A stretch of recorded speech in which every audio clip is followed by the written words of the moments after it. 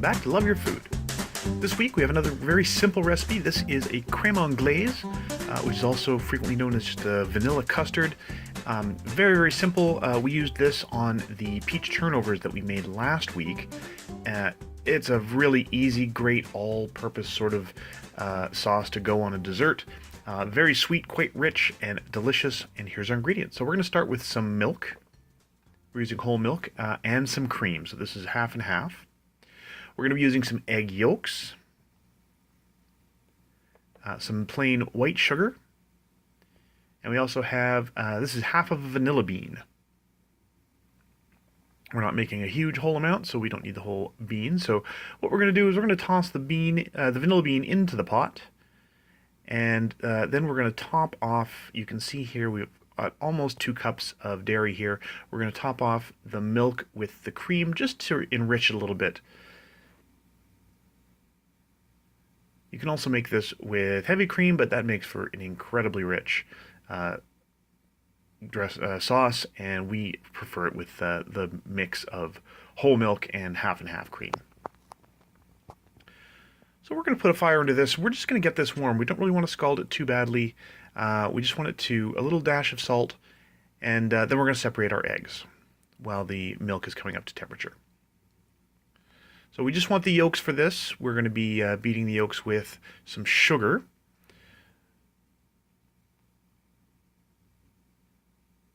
So we're going to separate them. If you have an egg separator, help yourself. You can always use that.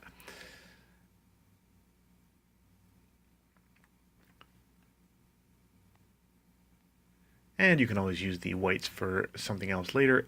It's great for omelets or for making a frittata or something. So we're going to toss our yolks onto the sugar. Now it really cannot sit on there for very long. The yolks will start to cook and curdle. So immediately once those yolks hit that sugar, we're going to start whisking this together. So we're going to whisk it for a little while. We want it to get, it doesn't have to go all the way to the ribbon. It can. Really, we just want to make sure it is well whisked, good and smooth. So we're going to get it as close to the ribbon as we can. And you can see Chef Caleb here giving it a good whisk until it gets good and pale like this. So you can see here, we're just about at the ribbon stage, but it's not, they're not really firm or anything yet. So this is about right. So we're going to leave it about here. And by now our milk, all of our dairy is up to temperature. So you can see here, it's hard to see. There's a little bit of steam coming off of it. So you do want to make sure there's none sticking to the bottom.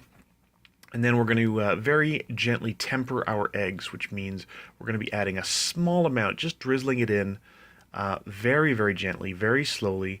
We don't want scrambled eggs. So we're going to do this pretty slow. We're just sprinkling it in. It's quite hot milk moving into the room temperature eggs. And we're just going to keep frothing and whisking it together. If you go too fast, as I said, you will end up with scrambled eggs. I do apologize. We have got a new light in our kitchen, and it's an LED. So it casts sort of a blue tinge, which gives that greenish tinge to things. So once that's all added together, it's going to end up back in the pot. It's quite frothy, but we do want to make sure we don't have any little bits of curdled egg yolk in there. It usually happens. There's always a little tiny bit, no matter how good you are at whisking. So you can see how frothy this is. We really whisked it quite thoroughly. So we're just going to run this through a strainer. And the strainer is going to get out any of the small pieces of curdled egg yolk or anything like that, any protein that's kind of stuck together.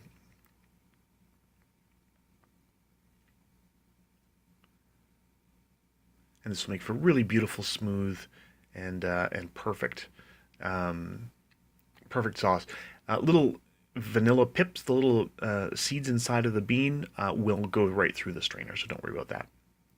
Now you do want to stir this pretty steadily while it's heating up. We're going to heat this back up, and you want to give it a good stir while it's on the heat because it will start sticking to the bottom, and you want to make sure it's not happening.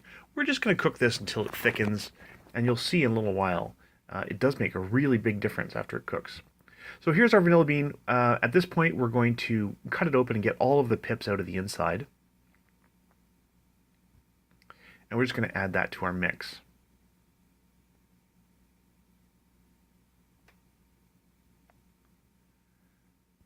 And then if you want, you can always, if you want to make some vanilla sugar, you can take the peel and stick that in a small jar with some white sugar, and that makes some nice vanilla scented sugar. So that's the inside of the vanilla bean there. We're just going to pop that in there. You can see it's kind of clumpy. If yours is very, very clumpy, you can always whisk it, which will break it up a little bit more. We did end up whisking it a little bit.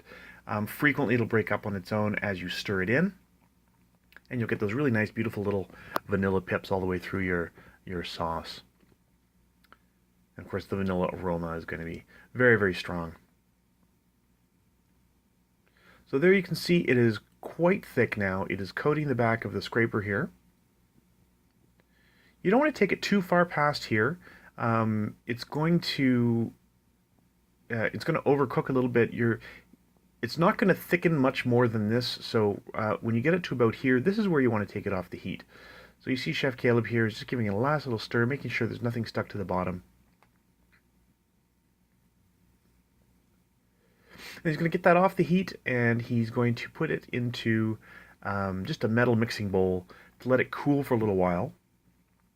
You can see it's quite hot, and it really has thickened up quite a lot. And then we're going to get that, once it's cooled down a little bit closer to room temperature, we're going to get that in the fridge, and that's the whole thing.